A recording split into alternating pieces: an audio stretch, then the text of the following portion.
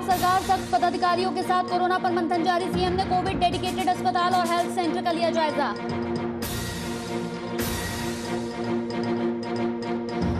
झारखंड में तेजी से बढ़ रहा कोरोना का आंकड़ा। सूबे के मुख्यमंत्री लगातार कर रहे कोरोना पर मंथन। गांव में बढ़ते संक्रमण के बाद सरकार की उड़ी नींदें।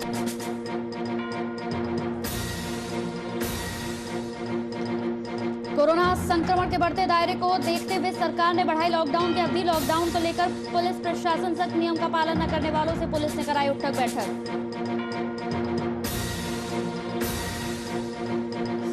बलिया में लॉकडाउन हुआ पूरी तरह से फेल। गंगा घाट पर जुटी 40,000 से ज्यादा लोगों की भीड़। गंगा घाट पर कोविड प्रोटोकॉल की उड़ाई गई धज्जियां।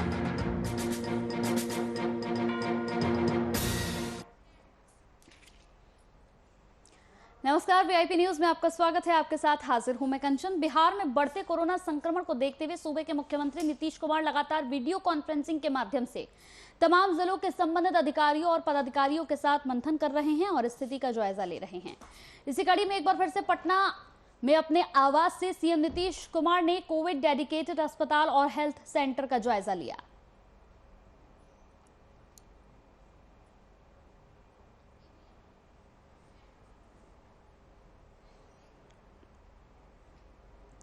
पूर्व सांसद पप्पू यादव के जेल जाने के बाद भी उनके कार्यकर्ताओं का मनोबल नहीं टूटा है। अभी भी पार्टी के सेवा दल की तरफ से लगातार अस्पतालों में कोविड मरीजों के परिजनों और यहां पर गरीब तबके के लोगों को भोजन और पानी मुहैया कराया जा रहा है। वहीं जाप सेवा दल के द्वारा एनएमसीएच के पास सैकड़ों गरीबों को खाना दिया गया।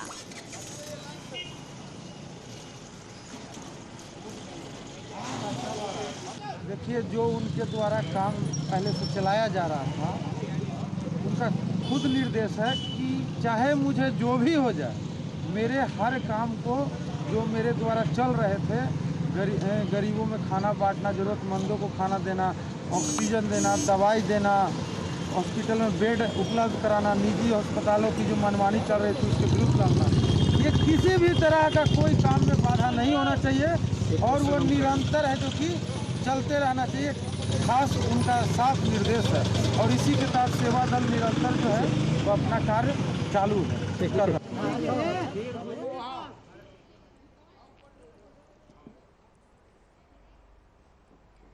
पप्पू यादव की गिरफ्तारी के बाद सियासत गर्म हो चुकी है। पप्पू यादव ने अपने ट्वीट से सरकार पर एक बार फिर से निशाना साधा है। अपने ट्वीट में जाप सुप्रीमो पप्पू यादव ने लिखा है कि गजब सरकार है भाई, ऑक्सीजन के बिना मौतें होती हैं तो कोई जांच नहीं, जब ऑक्सीजन देकर बचाया तो जांच होती है। बता दें कि पिछले दिनों गिरफ्तार हुए 32 साल पुराने मामले में पप्पू यादव को जेल भेज दिया गया, जिसके बाद बिहार की राजनीति में उफान देखने को मिल रहा है।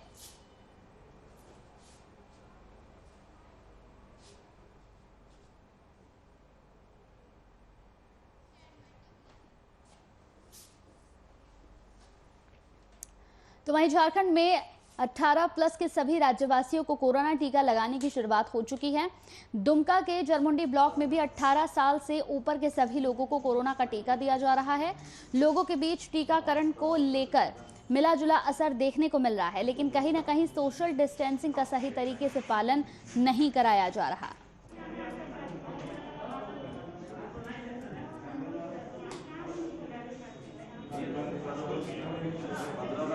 मेरे साथ ऐसे डॉक्टर हैं जिन्होंने अपनी माँ को खोया, लेकिन आज मैं 2 बजे रात भी आता हूँ तो वो खड़े मिलते हैं, 2 बजे दिन में भी आता हूँ तो खड़े मिलते हैं। ये देश सेवा है और लोगों की पहचान, व्यक्तित्व की पहचान, नेतृत्व की पहचान विपत्ति के समय ही होता है। अभी पुलिस प्रशासन हो, हमारी सैया दीदी हों, आंगनबाड़ी के लोग हों, जिम्मेदार समाज सेवी हों, डॉक्टर्स हों और सभी पैरामेडिकल स्टाफ्स हों, सब लोगों ने अपनी भागीदारी सुनिश्चित की। मीडिया के लोग, आप देखते हैं कवरेज करते करते दर्जनों लोग आहत हो गए। संवेदना सबके प्रति है, लेकिन भागा भी नहीं जा सकता है। उनके भाई बंधु आज भी इस जंग में हमारा साथ दे रहे हैं। जो क्या अनुभव रहा? बहुत अच्छा अनुभव रहा और हम लोग तो ऐसे ही पहले से बहुत ज़्यादा उत्साहित थे कि हम लोगों का अब 18 प्लस का झारखंड में स्टार्ट होने जा रहा है, हम लोग के इसमें जरमुंडी प्रखंड में, तो उसके लिए हम लोग आए, लगवाएं। अच्छा ही है, सबको लगाना चाहिए। बैठ गए, हम करने को 200 कर देंगे 10 मिनट।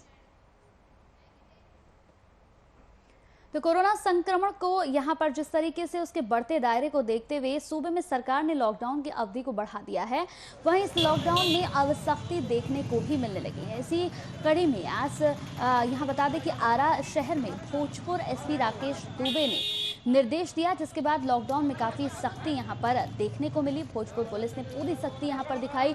इस दौरान जो भी राहगीर बिना काम के सड़क पर घूम रहे थे उनको पुलिस के द्वारा कान पकड़कर उठक बैठक कराई गई। बेवजह ना घूमने की हिदायत देकर उन लोगों को छोड़ा गया।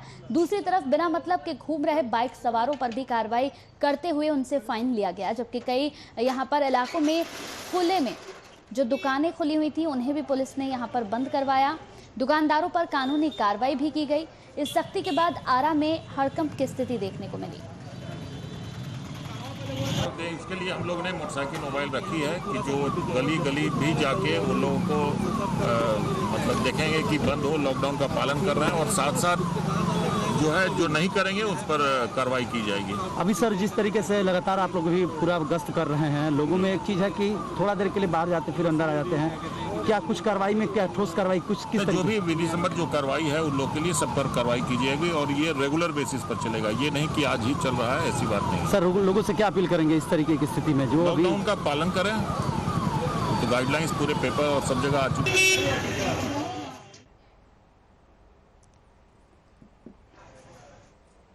तो स्वास्थ्य विभाग टीम की तरफ से जगह जगह चौराहों पर कोरोना टेस्टिंग अभियान चलाया जा रहा है, जिसमें लगभग 12 से 15 टीमों को जांच के लिए लगाया गया।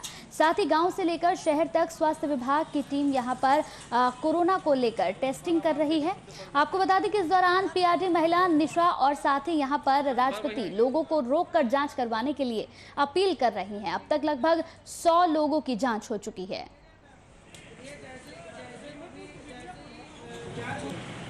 कोविड की जांच हो रही है। लगभग कितने लोगों की जांच हो चुकी है? 27 लोग। कब तक ये कार्यक्रम चलेगा आप लोगों का? 3 बजे तक। क्या जांच के लिए लोग यहाँ पे आ रहे हैं? कैसे आप लोगों को बुला रहे हैं? किस तरह आप लोग तो सर रोक के जो है उनसे कोविड की जांच करवाने के लिए प्रेरित करते हैं कि आप अपनी जाँच करवाइए। कब तक लोग की रिपोर्ट आ जाती है? जी कब तक रिपोर्ट आ जाती है? 36 घंटे।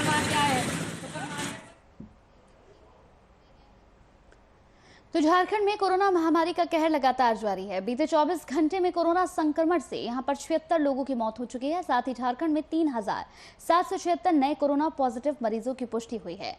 राजधानी रांची की बात करें तो बीते 24 घंटे में कोरोना संक्रमण से 28 लोगों की मौत हुई है, जबकि यहां पर 494 नए संक्रमित मरीज पाए गए हैं। फिलहाल राज्य में कुल एक्टिव केसेस की बात करें तो यहाँ पर लगभग 45,056 केसेस हैं। साथ ही साथ आपको बता दें कि जबकि 2,60,602 लोग अब तक स्वस्थ हो चुके हैं।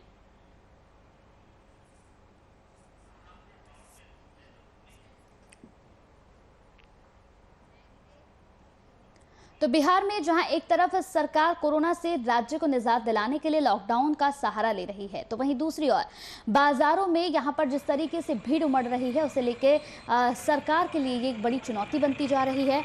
मोकामा ब्लॉक में लॉकडाउन का मतलब पूरी तरह लॉक है। गांव की गलियों में कर्फ्यू जैसा मंजर कायम हो गया है।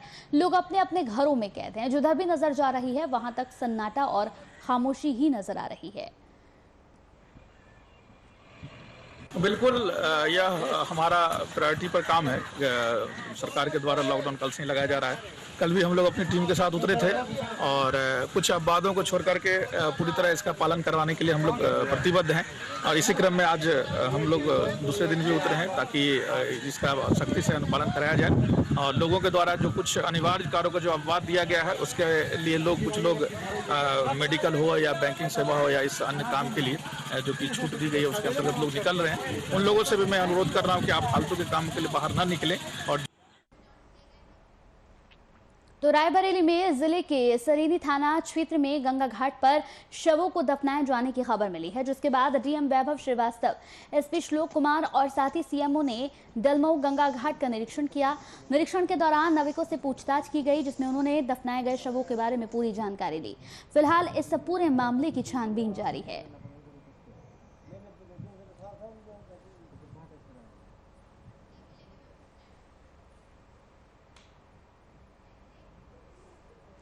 तो वहीं उत्तर प्रदेश के बलिया में कोरोना पर आस्था किस तरीके से भारी पड़ रही है, ये तस्वीर हम आपको दिखाएंगे। लॉकडाउन पूरी तरह से यहाँ पर फेल होता हुआ नजर आ रहा है। गंगा घाट पर 40,000 से ज्यादा लोगों की भीड़ मौजूद है। जी हां, पुलिस ने शवों को घाट से वापस कर दिया है। इसी के साथ गंगा घाट पर कोविड प्रोटोकॉल की पूरी तरह से धज्जियां उड़ाई गई। हजारों लोगों ने अपने बच्चों की सलामती के लिए मुंडन समारोह किया, साथ ही गंगा में डुबकी लगाई।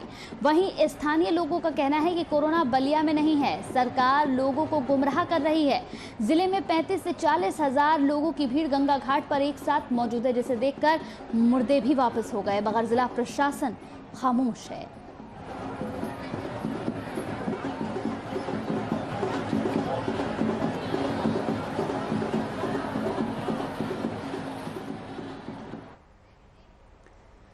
तो कोरोना की दूसरी लहर में हर रोज कुछ ऐसी कहानियां सामने आती हैं जो झकझोर कर रख देती हैं। इसी बीच जिन्हें देखकर आशा की एक नई किरण महसूस होती है। कुछ ऐसी ही तस्वीर यूपी के शाहजहांपुर से सामने आई है, जहां एक युवती ने मिसाल कायम की। बता दें कि युवती घर घर जाकर लोगों को ऑक्सीजन पहुंचाने का काम कर रही है।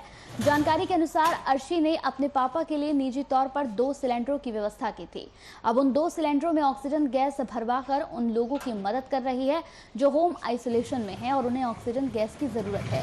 फिलहाल लोगों ने युवती को ऑक्सीजन वाली बिटिया कहना शुरू कर दिया है। मेरे पापा की तबीयत बहुत ज़्यादा खराब थी, तब हमें ऑक्सीजन की ज़रूरत थी, बट ऑक्सीजन मिल नहीं रही थी। हमें काफ़ी ज़्यादा दिक्कतें हुई हैं ऑक्सीजन मिलने में। मजिस्ट्रेट के पास जब वो साइन नहीं करते थे, वहाँ पे डेली के डेली न्यू पर्चा बनवा के लाना पड़ता था। लेकिन बड़ी किल्लतों से हमें ऑक्सीजन मिली है। अगर ऑक्सीजन नहीं प्रोवाइड होती तो शायद पापा हम लोग के साथ में नहीं होते। लोग कह रहे हैं कि जो है ऑक्सीजन की वजह से नहीं, लोग डर की वजह से मर रहे हैं। ये बात बिल्कुल सरासर झूठ है। लोगों को ऑक्सीजन नहीं मिल पा रही है। होम इंस्टॉलेशन के लिए मतलब गवर्नमेंट ने बिल्कुल साफ मना कर रखा है कि जो भी घर पर पेशेंट है उनको ऑक्सीजन नहीं दी जाएगी। लेकिन जैसे तैसे करके हमने लगभग पापा के 8 से 10 सिलेंडर लगवाए हैं। मेरे पापा आज बिल्कुल ठीक है। मैं अब इसलिए ज़्यादा दौड़ रही हूँ कि मुझे लगता है कि शायद अगर मेरी वजह से एक भी जान बच जाएगी तो मेरा जीवन सफल हो जाएगा। माँ बीमार हुई थी करीब 5 तारीख को। उनकी तबीयत बहुत सीरियस थी। डॉक्टर ने ऑक्सीजन का बताया था। अंकित अग्रवाल से इलाज चल रहा था उनका, तो अंकित अग्रवाल ने कहा इन्हें जो है एडमिट कर दो। तो एडमिट यहाँ कहीं हो नहीं रही थी, तो मुझे सिलेंडर की ज़रूरत थी। तो मुझे अर्शी का नंबर मिला, इन्होंने सिलेंडर का 2 सिलेंडरों का हमारा इंतज़ाम करवाया। मैं मजिस्ट्रेट ऑफिस भी गया था, वहाँ कोई सुनवाई नहीं। वहाँ कह रहे थे ऑक्सीजन कोई नहीं मिली। तो हमने ऑक्सीजन लगा दिया था, तो उनकी हालत रात में ढेर बिगड़ गई। तो हम जिला अस्पताल ले गए, वहाँ सिलेंडर ना होने की वजह से मना कर दिया। लेकिन हमने कहा सिलेंडर हम अपना लगा लेंगे, तो उन्होंने फिर एडमिट कर लिया। लेकिन वहाँ सिलेंडर खुद लगा, लेकिन कोई देखभाल नहीं हुई। सिलेंडर पहुँचा रही हैं, इसके जज्बे के लिए क्या कहेंगे? इसके जज्बे को सलाम है। ऐसी लड़की होना बहुत मुश्किल है। आजकल कोई किसी की हेल्प नहीं करता है, आदमी अपना अपना देखता है। उसने हमको रात में सिलेंडर दिलवाया, रात के 12 बजे, एक नहीं 2। बहुत ऐसी लड़की कोई है। तो कोरोना के बढ़ते स्तर को सरकार लगातार लगाम लगाने की कोशिश में जुटी है और इसी के तहत यहां पर शेखपुरा में एक पहल की शुरुआत हुई है। आपको बता दें कि कोरोना के प्रकोप को रोकने के लिए आरएसएस और बीजेपी कार्यकर्ताओं की तरफ से संक्रमण से बचाव को लेकर और इम्यूनिटी पावर बढ़ाने के लिए लगातार काढ़े का वितरण किया जा रहा है। इसके साथ ही बीजेपी के जिला अध्यक्ष सुधीर कुमार, जिन्होंने काढ़ा और फल का वितरण करवाया। वहीं आरएसएस के अभय कुमार ने यहाँ पर काढ़े से होने वाले फायदे से लोगों को जागरूक भी कराया।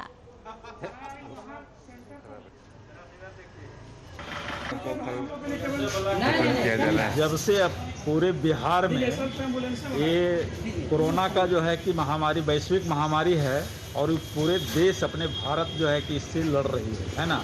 और इसमें जब हमारे भारत के यशस्वी प्रधानमंत्री भाई नरेंद्र मोदी जी इस वैश्विक महामारी में जब 24 घंटे में 24 घंटे खड़े होकर करके कार्य जो है कि मानवता रूपी दिखाने का काम कर रहे हैं, तो मैं भी भारतीय जनता पार्टी का जिला अध्यक्ष सुधीर कुमार शेखपुरा, मैं उनके मार्गदर्शन और बिहार प्रदेश डॉक्टर संजय जायसवाल जी जो हमारे अध्यक्ष हुए, उनके मार्गदर्शन जो हमें सप्ताह में जो है कि वर्चुअल बैठक के माध्यम से प्राप्त हो रही है कि पूरे अपने जिले में बूथों तक जाकर करके, उप स्वास्थ्य केंद्र तक जाकर करके इस कोरोना काल में सभी के साथ जो है कि सहानुभूति के साथ लोगों की हौसला बढ़ाना।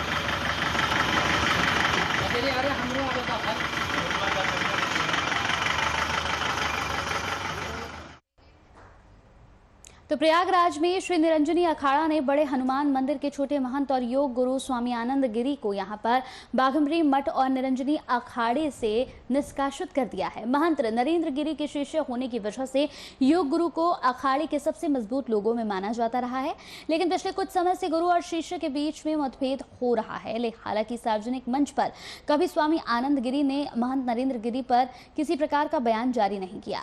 इस मामले में महंत नरेंद्र गिरी का कहना है कि योग गुरु ने नासिक, उज्जैन, प्रयागराज और हरिद्वार कुंभ में अपने पूरे परिवार को बुलवाया था, जबकि अखाड़े की परंपरा के अनुसार परिवार से संबंध नहीं रखा जा सकता।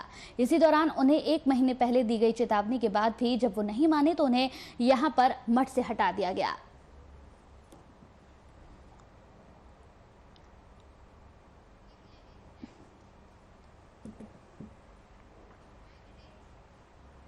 तो खबर मोतिहारी से है, जहां कोविड-19 को लेकर डाटा ऑपरेटर की बहाली के लिए समाहरणालय स्थित राधा कृष्णन भवन के सामने अभ्यर्थियों की भीड़ उमड़ी।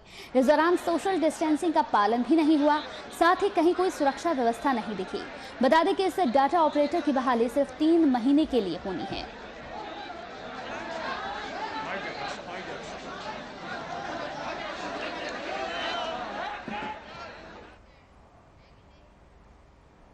कोरोना वायरस आज जहां सबको यहां पर परेशान कर रहा है, सबके लिए काल बना हुआ है, वहीं डॉक्टर अपनी मनमानी पर उतर रहे हैं। शेखपुरा के सदर अस्पताल में डॉक्टरों की तरफ से मनमानी की एक खबर सामने आई, जिसे लेकर विधायक विजय सम्राट ने अपनी आवाज उठाई। विधायक ने डीएस महेंद्र कुमार को यहां अनुपस्थित सभी डॉक्टरों पर कार्रवाई करने का निर्देश दिया है। मामले पर गौर करें तो पिछले कुछ दिनों से सदर अस्पताल में कोरोना संक्रमित मरीजों की रिपोर्ट देकर डॉक्टर यहां पर अनुपस्थित रह रहे हैं, जिस वजह से आसपास के दर्जनों गांवों के मरीजों को दिक्कतों का सामना करना पड़ रहा है। सदर अस्पताल में अनुपस्थित रहते हैं डॉक्टर। हमने भी देखा, कई बार हमने बोला है, हमने यहाँ से लेकर प्रधान सचिव तक को हमने रिपोर्ट किया हूँ, भेजे हैं जिक्र से अविलंब इस पर जांच करके यहाँ डॉक्टर सुनिश्चित कराएं।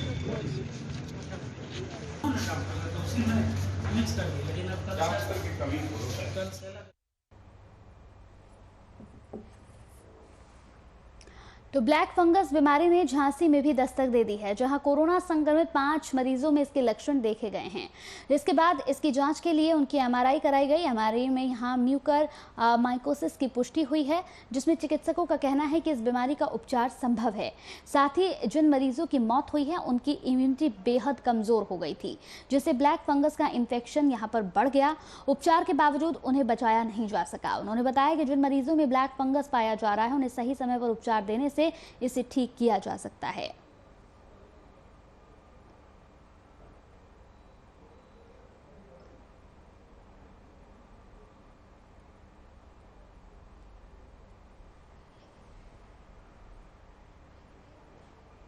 तो लॉकडाउन के बावजूद भी चोरों का लगातार आतंक जारी है। बेगूसराय के छिरौही थाना क्षेत्र में यहां पर राम जानकी ठाकुर बारी से चोरों ने राम, लक्ष्मण और सीता के अष्टधातु की मूर्ति की चोरी की घटना को अंजाम दिया। मूर्ति की कीमत लाखों रुपए की आंकी जा रही है। ग्रामीणों के मुताबिक 40 साल पहले इस मूर्ति को ठाकुर वारी ने स्थापित किया था। फिलहाल पुलिस इस पूरे मामले की जाँच पड़ताल में जुट गई है।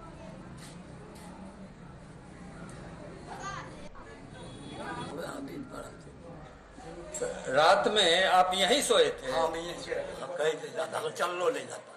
तो गेट में ताला नहीं लगा था? नहीं, ताला नहीं लगा और गेट बंद कर दिए, ताला नहीं लगा।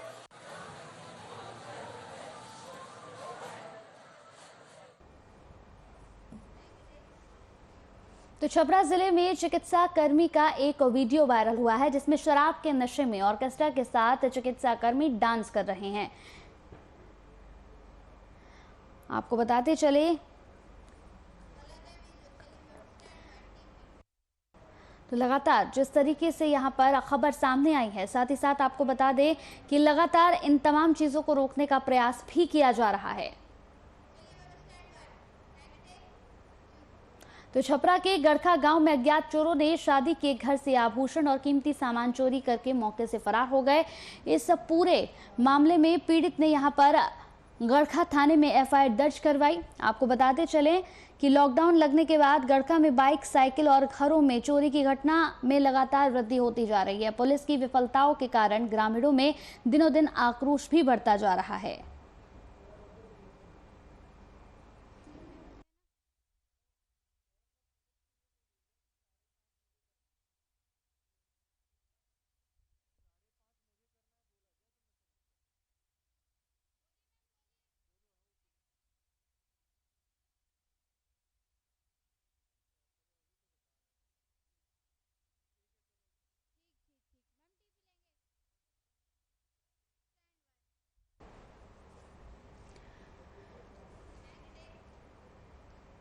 तो झुंड से बिछड़ा हाथी दुमका शहर में आ गया। वहीं हाथी ने शहर में जमकर उत्पात मचाया। इसी के चलते यहां पर रसिकपुर मोहल्ले का रहने वाला विशाल सिंह हाथी की चपेट में आ गया और बुरी तरह से जख्मी हो गया, जिसे यहां पर मेडिकल कॉलेज अस्पताल में इलाज के लिए रेफर कर दिया गया। वहीं झुंड से बिछड़े हाथी से लोगों को बचाने के लिए वन विभाग के साथ स्थानीय पुलिस प्रशासन भी यहां पर लगातार लगा रहा। निकल गया सीधा।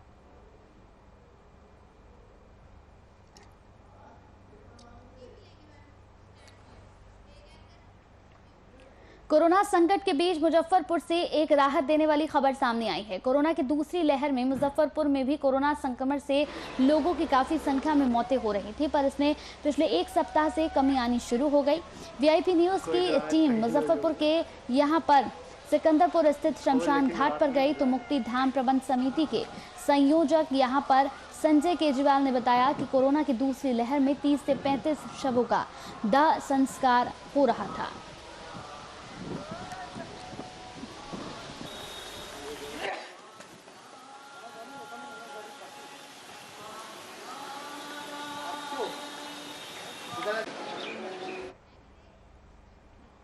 तो मुंगेर में पुलिस के साथ झड़प और हाथीपाई का एक यहां पर वीडियो तेजी से वायरल हो रहा है, जिसमें गश्ती पर निकले पुलिस पदाधिकारी के साथ कुछ लोग हाथापाई करते हुए नजर आ रहे हैं, जबकि गश्ती वाहन के पीछे बैठे बाकी पुलिस जवानों ने अपने ऑफिसर को बचाने की जहमत तक नहीं उठाई है। जी हां, इस मामले में सबसे बड़ा सवाल उठता है कि अगर एक पुलिस पदाधिकारी की पिटाई हो रही है तो बाकी पुलिस जवान यहाँ मूक दर्शक बने क्यों खड़े हैं।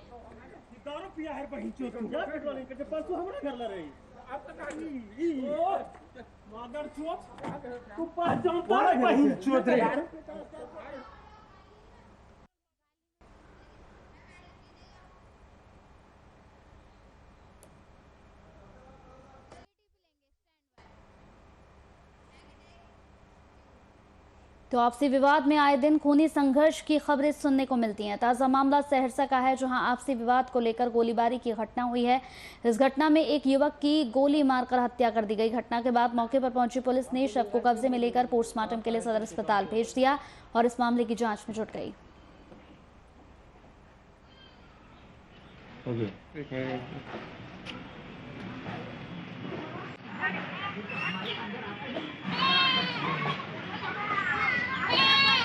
परिजन कौन है इसका?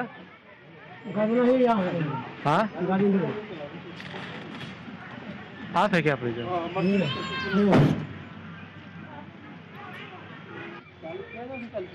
दोनों में पहले खुद दोस्ती चल रहा था। अब पता नहीं क्या हुआ, नहीं हुआ। उसका 2 कन्या है, एक कन्या उसका केस कर दिया, वो कह रहा कि यही केस करवा दिया। जिसकी खर्चा नहीं देगा वो अभी उसका पत्नी केस किया। कौन थाना क्षेत्र का? कौन थाना क्षेत्र से है? ये तो है सिमरी बख्तियारपुर का। सिमरी बख्तियारपुर का है। हाँ। गोली मारा है क्या? हाँ, गोली सोनबरसा राज में मारा है। रूम लेके वहीं था ना, अपना जमीन है। शादी विवाह में कुछ हुआ था? नहीं, शादी विवाह में नहीं। उसकी 2 पत्नी था ना। हाँ। तो एक पत्नी को खर्चा नहीं दे रहा था तो वो केस कर दिया था। वो कह रहा कि यही केस करवाया है। कितने आदमी थे? मारने वाले लोग कितने थे? 2 आदमी था।